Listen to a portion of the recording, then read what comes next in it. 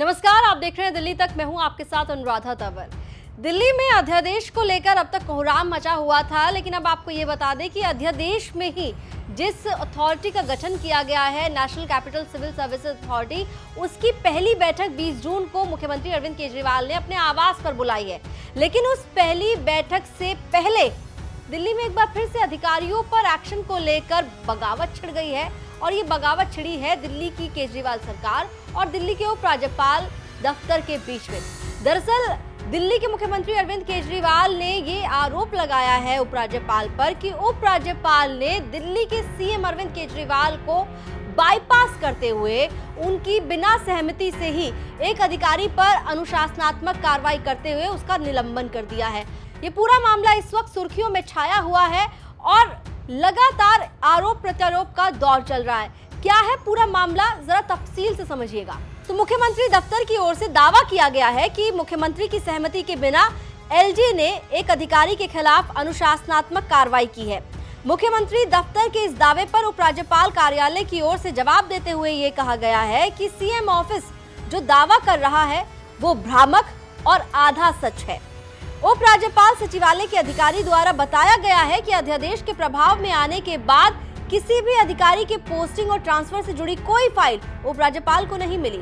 साथ ही उपराज्यपाल सचिवालय के अधिकारी ने यह भी कहा है कि अधिकारी के निलंबन का मामला national capital civil services authority के कानून के मुताबिक इसकी विधिवत सिफारिश के बाद हुआ, और इस बारे में मुख्यमंत्री, जो कि national capital civil services authority के अध्यक्ष हैं, उन्हें पूरी जानकारी थी। अधिकारी ने इसके अलावा ये भी कहा कि एलजी किसी भी मामले में पिछले और मौजूदा कानूनों के मुताबिक ही अनुशासनात्मक प्राधिकारी भी हैं। साथ ही निलंबन के जिस मामले के बारे में बात की जा रही है वो नियमों के घोर उल्लंघन से जुड़ा था, जिसमें लोगों को अनुचित लाभ देने की कोशिश की गई है।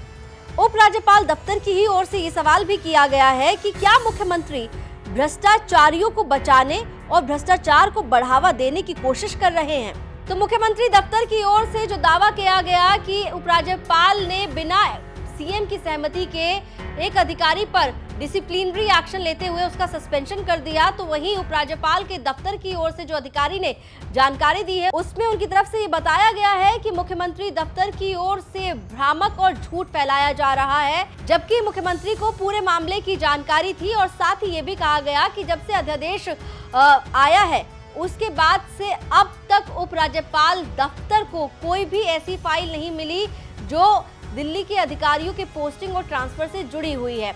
अब सवाल जो है वो ये खड़ा हो जाता है कि एक तरफ उपराज्यपाल का दफ्तर है और दूसरी तरफ मुख्यमंत्री अरविंद केजरीवाल का दफ्तर है, और दोनों ही एक दूसरे के खिलाफ आरोप लगा रहे हैं। तो सच कौन बोल रहा है, तथ्य किसकी बातों में है?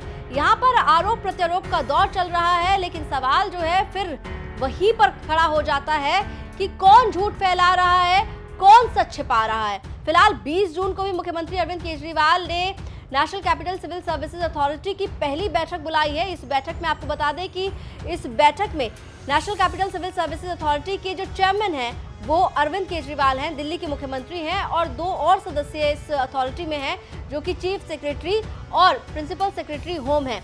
और ये तीनों ही लोगों को बैठकर इस अथॉरिटी में दिल्ली के अधिकारियों की पोस्टिंग ट्रांसफर से जुड़े मसले पर चर्चा करनी है, और कई और मसलों पर इस अथॉरिटी में चर्चा हो सकती है। लेकिन अधिकारी के सस्पेंशन का मुद्दा इस अथॉरिटी की बैठक में भी उठ सकता है, इस तरह की भी आशंका जो है वो लगाई जा रही है। फिलहाल 20 जून को जो बैठक होने जा रही है उसमें क्या होगा, और उससे पहले जो विवाद गहराया है अधिकारी के सस्पेंशन को लेकर, ये और कितना बढ़ता है, इस पर हमारी नजर लगातार बनी हुई है। तमाम जानकारियां दिल्ली तक से आप लेते रहिए, और दिल्ली से जुड़ी तमाम खबरों के लिए आप देखते रहिए दिल्ली तक।